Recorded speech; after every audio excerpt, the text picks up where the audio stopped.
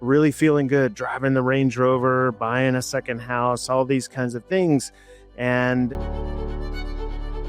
it's funny now, I look back, it's distraction, distraction, distraction. At one point, I stood up in my office. I remember this like it was yesterday, and out of nowhere, really just had this feeling of, why am I doing this? And it's like I just had this kind of deep understanding of, oh shit, this is not the recommended route. I just burned it to the ground. I didn't ask for help. And now the question is, what's my purpose? That is a very difficult question to answer for most people. With us today, Dylan Clayton Bost from Sunny HQ. And today we're talking about something that I'm personally really experiencing, and that is a very intense physical burnout. So, Dylan, my first question to you, what happens? What's my body telling me as I'm going through this intensity of this burnout that I'm feeling a year after everything burnt to the ground? Yeah, well, it's probably telling you a whole host of things. The interesting thing, and that I think is helpful, is connecting the what it is to the where that pain or that discomfort is. And my go-to is always Louise Hay with this. So if your listeners aren't familiar, just look up Louise Hay, incredible teacher in this regard. And the reality is, and I was just studying a little bit about this morning, I have some light vision issues and was really looking for some help with that. As it happens to be, vision is tied to not wanting to see something. So, the answer to your question, most of the time it's right in front of us, right? Whether that issue is our back carrying something, or shoulders that, we're carrying things that we don't need to carry anymore. Our ears, there's something that we just don't want to hear. I have a number of things that I'm dealing with. I think we all are. And even now, with the things that I understand, I will kind of do some research and I don't want to hear it, right? Not want to really connect with what that's telling me. I don't want to be aware of that thing because I don't want to introduce it into my world. But to me, that transitions directly of how important that awareness is, because I think once you start to connect with that thing, the beauty is I have a really wonderful teacher that says this, and it always strikes me at so perfect for this moment, is the only complex thing is finding out that it's very easy. And I didn't want to understand that forever. What that means is, you just got to let it go. I mean, in reality, it's once we become aware of that thing and we can kind of connect with it, it's as easy as saying, thank you for that teaching. I no longer need you anymore, right? And then releasing it. Yeah, there's a story that comes to mind that had come to me when I was in a spiritual teaching, that I'm on a boat and I'm trying to sail, but the anchor is stuck. And now I'm going to get my diving license. I'm getting better at diving, and I'm seeing stuck at a coral, and I'm becoming a coral specialist. And it goes on and on and on. And somebody gives me a knife one day and said, just cut the damn anchor. Yeah. Right. And so that reminds me very much of what you just said. So tell us about your story when you had this trigger moment, or this breakthrough or transformational moment in your life. Tell us about your burnout and what happened. Yeah, mine came in what I see as a non-traditional way. I took a lot of my cues from television. I was a latchkey kid. I hadn't seen this particular thing ever happen, and so it snuck up on me. But I was running an advertising, branding, marketing agency, probably in year 8 or 9. And, things were actually going incredibly well. We had grown organically. We were 25 people, somewhere around $4 or $5 million in revenue, and really feeling good, driving the Range Rover, buying a second house, all these kinds of things. And it's funny now, I look back, it's distraction, distraction, distraction. A steady stream of Amazon boxes coming, worked all the time, because that's what I thought made me a good husband, a good father, was the working part of it, right? I'm supposed to provide, completely one-dimensional. And at one point, I stood up in my office. I remember this like it was yesterday, and out of nowhere, really just had this feeling of, why am I doing this? Again, Everything on paper was great. And that shook me. I still connect with that moment now. I still haven't completely, I think, healed from that. And because I feel a little bit in my solar plexus, right? When I even tell this story, and it's like, I just had this kind of deep understanding of, oh shit, well, if this is not what I'm supposed to do, what am I supposed to do? And now I'm trapped in this whole matrix of things, right? I'm responsible for these people. This is my livelihood. I'm not, I mean, how do I disconnect from it? Or what even do I do? And this is not the recommended route. I just burned it to the ground. I didn't ask for help. I didn't ask for help from my family. I didn't ask for help from mentors. I just tried to white knuckle it through the whole thing. And during that time, where that was right around 2008, of course, we had a large financial crash. We thought we were insulated from that, but all of a sudden I have real pressure because about 30% of our business was real estate and development people in those markets. And we lost that business. And even we're left holding receivables that we would never realize.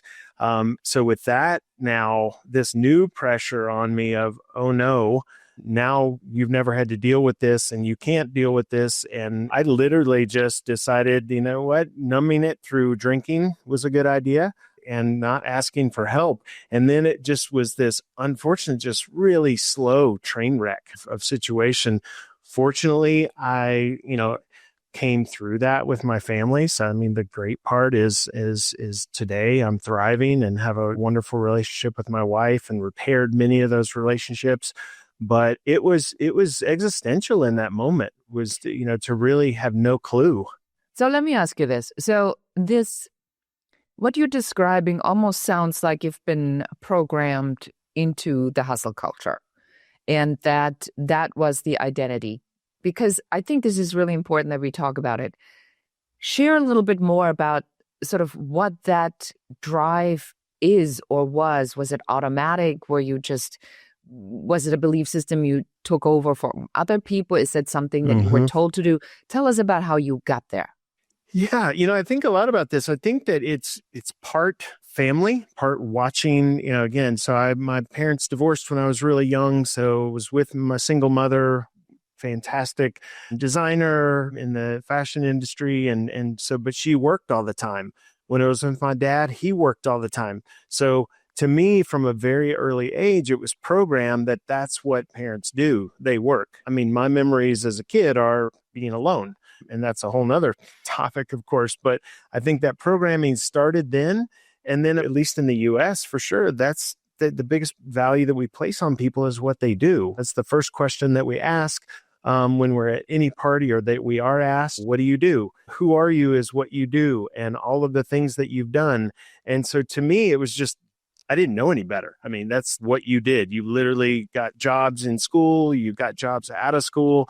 And then it was about more and more and more, right? Which is this cliche of a message now, right? It's just like, I can only be something if I have these things. Well, I think it starts a lot earlier. I'm going to jump right in here. Yeah. It starts with the minute you're pregnant in New York, you have to apply for the proper, what is it, like preschool at $40,000-$50,000 a year. And if you're not in that preschool, you're not making the important connections that are going to get you somewhere. I mean, talk about this insanity being pushed forward.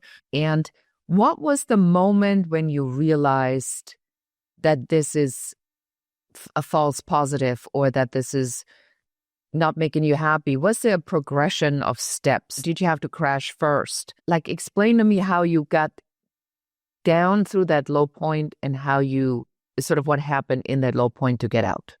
Yeah, unfortunately, I did have to crash. I wish that there was a way out, but I also am very grateful for that entire experience. I had to literally get to a point where I was now working for myself. We closed the agency. We had filed for personal bankruptcy, and the ego hits just kept coming from that. And then probably spent, 6 months just trying to figure things out. We had 3 relatively small children from 12 to, at that point, 12 to 1 years old, 3. And so just trying to kind of realize what it is that I want, and then how to do anything at that point. I looked at, do I go work for someone that looked incredibly attractive? Do I just get a job? Because I had, at this point in that agency, had worked for thousands of customers, and it was a super fast-paced environment. And what sounded super cozy was, well, what if I go market one project or one product? That seems super easy. But it was really, I think it was my kids in a big way that helped me to transition out of that slump into something. Because I looked up and realized, I've got a 12-year-old girl, and the others aren't far behind her. And I connected with who I was as a kid. And I thought, I knew a lot when I was 12. I knew a lot when I was 8. Right. And I was like, I can't let what they see of me now be who they think their dad is. And I think that was a real turning point for me, was to say that I've got to get back with the program. I was able to build that thing before. I can build something again, but now what do I want? And that became the next step, which was defining how to build a business that's different so that I essentially don't do the same thing again. I love that. I mean, that's the whole purpose of our show for Founders of the Future, is to talk about that. If it is not built on an inner alignment, resonance, purpose, it's a job and it's a hustle culture, most likely, and it will be through external validation. So you're now realizing there has to be some sort of internal validation. And now the question is, what's my purpose? That is a very difficult question to answer for most people. Yeah. Take me through how you wrestled that question, or did you surrender to the question, or did you battle that question? Like, what was the path to this inner alignment? Yeah, I'm still working on it. I think that That is the truth. That is the best yeah. answer, because it never goes away, does it? No, I'm 55. And I think really within the last year did I start to realize maybe what my purpose is. So for Sunny HQ and for this company that I created out of devastation, what it became is a factor of, what can I do that I know will bring me joy, not just that I can tolerate, right? But that will bring me joy, that will enable me to have time with my family. Because at this point, I need to do things differently. I missed out on the first, from one child, a good 8 years of their life, and for the most part. And for the others, I've got this son now who's 2, I need to be a different thing for him. And so I knew this can't be something that requires me around 8, 10, 15 hours a day. I'd been through that. And so I started to design then a business that had reoccurring revenue, was important, that I knew that service was valued. So that's where that alignment piece came in, right? I knew there was something that I wanted to deliver, and it didn't necessarily answer this kind of purpose question yet, but it got close, right? It enabled me essentially to develop a business in which I knew there was a big gap in the marketplace. So in this case, kind of a higher end WordPress hosting, support, maintenance for customers. I knew that there was this place where it was absent of humans, right? So we have hosting for the most part, which is a commodity, right? I go and plug in and I buy this service, and when I need somebody, I don't really have anybody that's human to talk to, or if I do, it doesn't feel human. So it enabled me to inject that part into that business.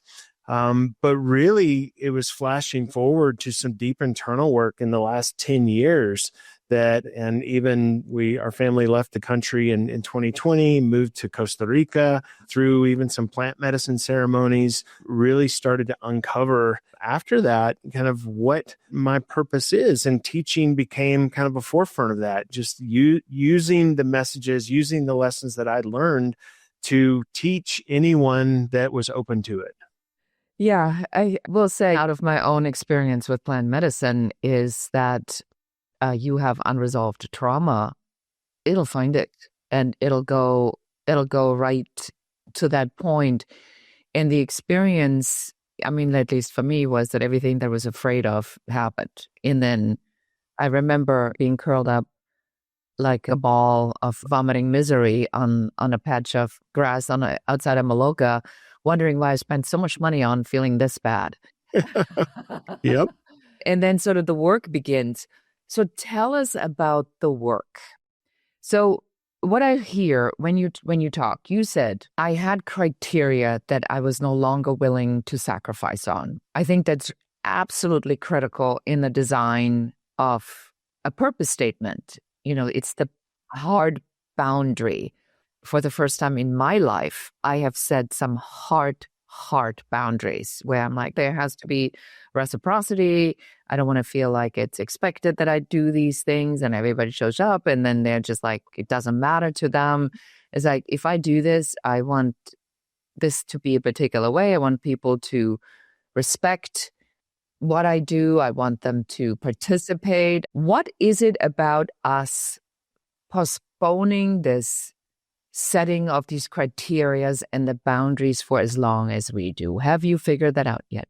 Well, I don't know why we do it other than I don't know if there's an awareness that you can do it, right? I mean, it's funny how many times have you heard, if you truly enjoy what you are doing for a job, like you will never work a day in your life. I mean, I've heard that a few million times and I finally got it. I've been looking at this, what can make me money, right? And that was the first criteria. When the reality is, if I look at what makes me happy, what's in true alignment with this message that I want to deliver, whatever that is, I want to make this widget, I want to develop this service, I want to help people with yoga, or I want to, whatever, it doesn't really matter. The reality is that if you design that business from that point, I have a full belief that there's 8 billion people on the planet. You will connect with the right people and you will welcome in the abundance of wealth that you will find. And it's a lot easier because you're going to have fun doing it. And so we're sold this, I think, this lie from the beginning. And I hate this. The worst thing we can tell our kids is you've got to work hard to get anything. I hate that. In reality is the easiest path is the smart path, right? I mean, and not that you don't have to be smart about it. And obviously I think smart is the key, but you don't have to. The lie that we're sold is like, and we see it when we talk to people, right? Oh, I've had this really hard day. Like that's a badge and if you didn't work really hard that day, then you didn't do anything. When I look at the people now that come to me and they're like, well, and I love people that value their time more on a project rather, because they're like, well, I can do that. I can develop that thing for you. I can design that logo, build that thing, whatever it is, right? I'm going to build it for X. And the reality is, because to flip it around, I think we used to do this. It's interesting. Someone would ask, I love this test, what does a logo cost? And I say, well, a logo costs $2,000. Well, why would it cost $2,000? What if it only takes you 2 hours to do it? And I was like, well, what if it takes us 20 hours to do it? The reality is you should value that if it takes us 2 hours, that's great. You get a fantastic logo and you get it 2 hours. And I think that key of us realizing the value of our time and the expertise that we bring is really the important part of it. Yeah, I agree with you. I think there's a lot in there. I believe that this hustle culture is really designed by our educational system, where we have to be good at everything. And then it doesn't matter how good you are at some things, the things that you're not good at are being hammered down as your weak spot. So our entire life, we are programmed to look for things that we naturally suck at and then torture ourselves into getting better at something we don't like and we're not good at, which in the real world is ludicrous. Because why would you not put the most value on something that is easy? Because that's your zone of genius. And to your point, that's the 2-hour logo, is you're paying for somebody who is so comfortable and so good at it that it doesn't take them 20 hours because they've developed this process, the system, their signature growth system, how we call it, to come up with something that is this powerful in such a short amount of time. So you set the criteria, you set the boundaries, you say what you want, and now how did you figure out what the thing is? Because finding my purpose is the number one question I hear right now. How did you do it? Yeah. Yeah. So a couple of things, it started writing, maybe it was haphazard with a journal, but really started getting out a journal and writing and exploring, because it helps to get it out of your head, right? So the first thing I did was to take a look at what have I experienced in the last 5 years? Where have I experienced that state of flow? And for me, a big one was in helping this man who is a dear brother of mine out of Chile that serves a medicine called Cambo. And I helped during a ceremonial week. And what's really interesting is I realized it's the first time in my life that I've done something. It's really a challenging situation. I'm managing, 40 people at a time who are coming to Kambo sit with is this that the medicine. frog? That's the frog. Yeah. Yep. Yeah, that gets burned. Yeah.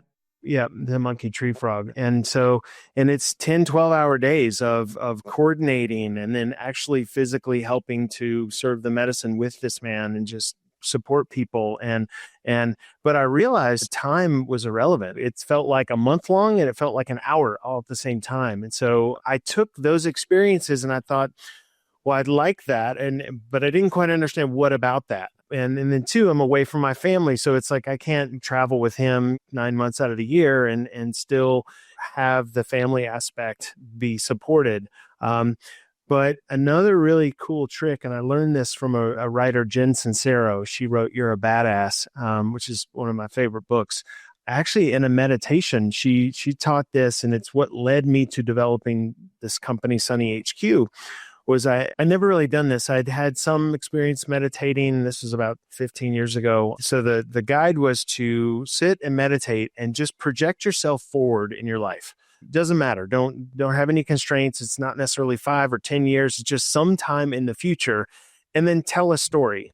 And at this point, I hadn't written that much, but it was wild. I came out of this meditation and wrote, 4 pages, this really elaborate story about where I woke up, and very descriptive. And so the way to do this is as you meditate, and that's what's wonderful about this story aspect of it is as I'm writing this and all the details, once I reread that story, it told me almost everything I needed to know about what I wanted. Like my body knew inherently what I wanted, and some version of myself that was not in my brain, right, knew what my goals were. And so what this told me was that I wanted to live in kind of a tropical environment. It also told me a lot about my success by what was around me. I drove into what told me about my hobbies because I was up early in the morning and had a helicopter come so I could take pictures. It told me about that part of my life. I drove into my office, and my office was kind of this think tank environment. And I knew the people, I named each of the people that were working with me, and even what aspects of the job they were doing. And so as I started to describe all these things, it was very interesting that what it told me, for instance, is I love the beginning of any business. I love the first 5 years. I guess a lot of people call that grinding time. Mhm. I don't really like that because I look at it as this fantastic Rubik's Cube puzzle environment of which. In growth architecture, we call this the creative forge. And then Yeah. it goes into the growth forge, into the legacy forge. Okay. Yeah. I like that much better. But to me, I'm so comfortable. All creation. Yeah. In that environment where not that I'm not comfortable, but after that, I get a little bored, in the 5 to 10 year and beyond when things are working and it's a growth. I want someone else to come in and do that. I love the figuring all the things out and that uncomfortable stage of, oh crap, where is this going to come from? I'm super comfortable. And so between those two things, kind of the writing side of it and doing those meditations, I still do that today as a check-in. I still regularly 2-3 times a year do that same meditation where I project forward.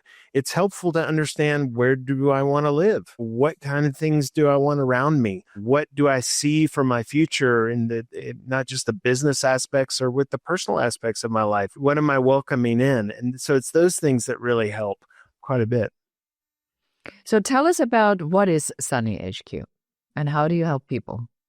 Yeah. So Sunny HQ is a human first WordPress company. And so what does that mean, right? We host, maintain, and support WordPress websites. So in the marketplace right now, I'm sure a lot of people are familiar with WordPress. It runs about 45% of the internet. It's a very easy platform to develop a website. But it's interesting. I've been in this kind of relative area for 25 years.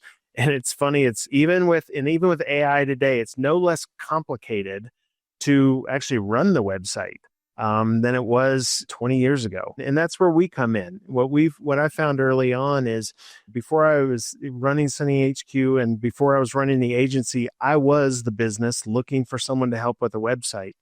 And there's this communication gap between business owners and people running websites, right? So you go get GoDaddy or WP Engine or any of these guys, they speak technical speak. We speak business speak, right? We're speaking revenue, and these guys are speaking ones and zeros. And the problem with that is there's a tremendous time waste when businesses need work done and they don't really know how to communicate that with the technical aspects.